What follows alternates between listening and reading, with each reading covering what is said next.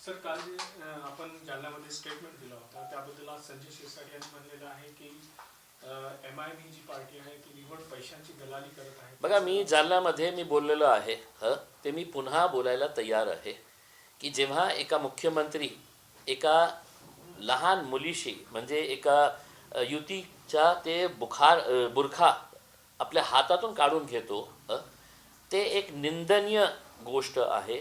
त्याची खूप जोरात निंदा व्हायला पाहिजे होती किंवा त्यांच्यावर ॲक्शन व्हायला पाहिजे होतं. मुख्यमंत्री असेल पण न्याय सगळ्यांसाठी आहे, कानून सगळ्यांसाठी आहे.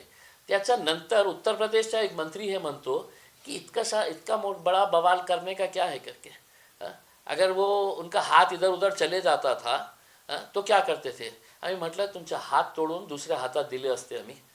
आणि फक्त ती मुलगी जी आहे ते मुस्लिम आहे नाही, ती कोणतीही मुलगी कोणत्याही जाती कोणत्याही धर्माच्या बाबतीत एका मुलीच्या बाबतीत त्यांनी असं बोललं असतं तर आमचं उत्तर तेच असलं असतं.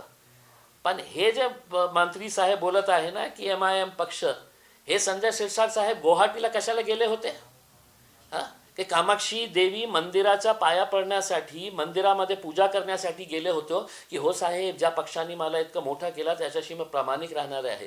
खोकेमध्ये विकणारे लोक माझ्यावर बोट दाखवणार. आता मी बोलायला सुरुवात केली की खोके कुठून किती घेतले होते, कसे घेतलेले आहे, गोरगरीब SC समाजाची जमीन कशा आपल्या मुलाच्या नावावर बळकावून ठेवलेले आहे, MIDC जमीन कशा आपल्या पदाचा दुरुपयोग करून तुम्ही आपल्या खिशात टाकलेली आहे. आणि पुन्हा जेव्हा निवडणूक आली तर आपल्या कार्यकर्त्यांना सांगितलं की नाही, माझ्या मुलीला तिकीट द्यायचं आहे, माझ्या मुलाला तिकीट द्यायची आहे. त्यांच्या कार्यकर्त्यांना सांगतो की आता गोट्या खेळा तुम्ही, आणि त्यांच्या घराच्या समोर जाऊन जिंदाबाद जिंदाबाद जिंदाबादच्या नारे लावा तुम्ही अजून पुन्हा 5 वर्षासाठी. सर आज शहरात जे आहे तर आवेसी पॅनल निर्माण होत आहे काही बंडखोर उमेदवारांकडून, आणि विशेष म्हणजे त्याचा जो परिणाम आहे तो पूर्ण महाराष्ट्रभर MIMच्या पाठीवर होता. 16 तारखेला तुम्ही मला हे प्रश्न विचारा. जेव्हा निकाल येईल 16 तारखेला तुम्हाला कळेल की OWC साहेबांचा एकच पक्ष आहे, एकच पॅनल आहे, आणि ते पक्ष म्हणजे MIM, आणि पॅनल ही MIMचं जे आहे ते पॅनल आहे. आता कोणी काय करत आहे मला माहीत नाही आहे, पण जे लोकांनी बंडखोरी करून आपला पॅनल उभे केलेला आहे, मला पूर्ण विश्वास आहे तेही मजलिसचे कट्टर समर्थक आहे, होते आणि राहणार.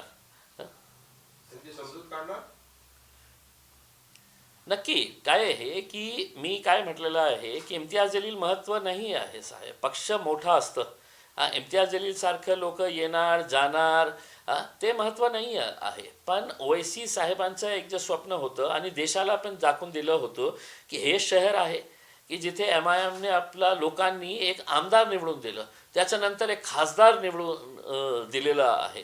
ते कशामुळे झालेला होता, जेव्हा आपण सगळे लोक एकत्र आले होते म्हणून हे शक्य झालं होता. आता तुमची नाराजगी माझ्यावर असेल तर तुम्ही त्याचा फटका MIMला कशाला देत आहे. तुम्ही हे म्हणत आहे ना की MIM जे आहे आम्ही MIMशी आहे पण इम्तियाज जलीलची नाही.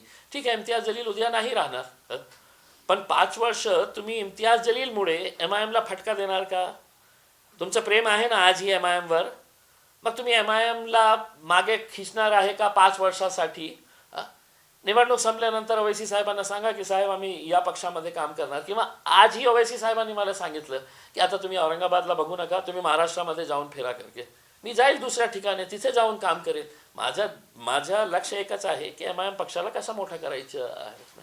त्यामध्ये इम्तियाज जलील काही मायने नाही रखतो. सर निवडणुकीपूर्वीच जे आहे तर 65 उमेदवार बिनविरोध निवडून आलेले आहे. मी बोललो ना याच्या बाबतीत गुंडगिरी. नाही काय आहे की हे फक्त आणि फक्त भारतीय जनता पार्टी आणि एकनाथ शिंदे साहेबांची शिवसेनेची गुंडगिरी आहे. कोणीही बोलणार नाही याच्या बाबतीत. मी स्पष्टपणे बोलतो की लोकशाहीला जिवंत ठेवायचं असेल तुम्हाला, आणि तुम्ही असा प्रकार घडवून आणणार आहे की कॅन्डिडेट्सला उचलून जबरदस्ती फॉर्म भरण्यासाठी पोलीस सेक्युरिटीमध्ये जावं लागला होता. इतका तुम्ही आपला प्रशासनाचा, आपल्या ॲडमिनिस्ट्रेशनचा, पोलिसांचा दुरुपयोग करणार आहे, गुंडगिरी करणार आहे की तुम्ही कॅन्डिडेट्सवर दबाव टाकून फॉर्म परत घे, अशा प्रकारचे कृत्य करणार आहे तर लोकशाही जिवंत राहणार आहे का? तुम्ही आज कशाला 65 सीटच्या बाबतीत बोलतो की 65 सीट जे आहे ते अनपोज त्यांनी जिंकलेले आहे. इलेक्शन लढायचंच कशाला? तुमची गुंडागर्दी सुरू आहे ना, तर त्या गुंडागर्दीप्रमाणे इलेक्शन लढूच नका तुम्ही. काही कारण नाही आहे. तुम्ही सांगून द्या, सगळे जे उमेदवार आहेत त्यांना उचलून एका पोलीस स्टेशनमध्ये बंद ठेवा आणि त्यांचा फॉर्म बाहेर काढून घ्या. तुम्ही आरओवर कसा प्रेशर टाकत आहे, इलेक्शन कमिशनवर कसा प्रेशर टाकत आहे, हे सगळं लोक बघत आहे. आणि म्हणजे हे काही असू द्या, लोकशाहीला खूप घातक होणार आहे हे जे गुंडगिरी सुरू आहेत. आपल्याला असं वाटत नाही की संविधानाचा अनादर होतोय आणि जे सीट्स निवडून आलेले त्या लोकांचा मतदानाचा हक हिरावून घेतलेला आहे? काय हे संविधान म्हणजे त्यांना फक्त भाषणापुरती राहिलेला एक शब्द आहे की संविधान आपल्याला वाचवायचं आहे.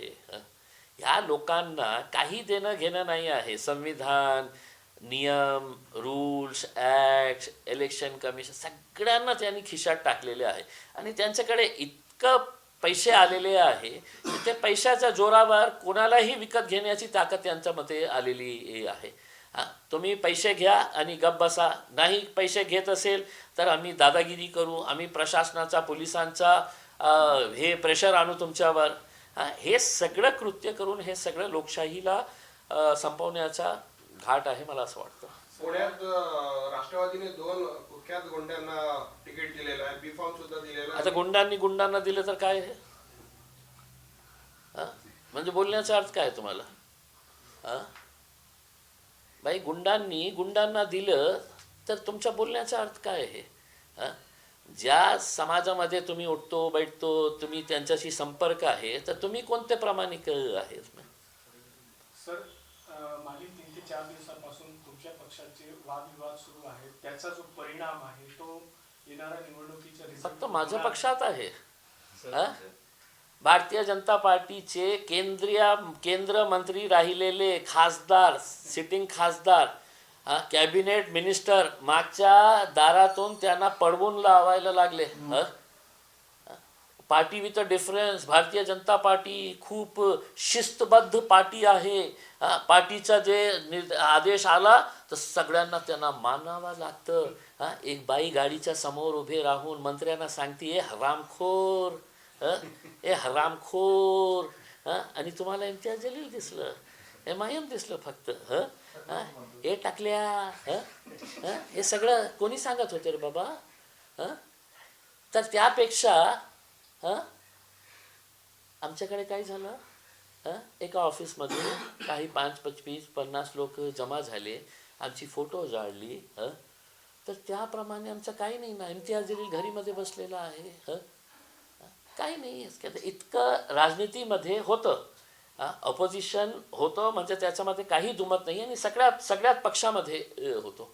पण अशी वेळ तर नाही आली ना, ज्या प्रकारे भारतीय जनता पार्टीच्या मंत्र्यांना गाडीमध्ये गाड्याला काले फासले.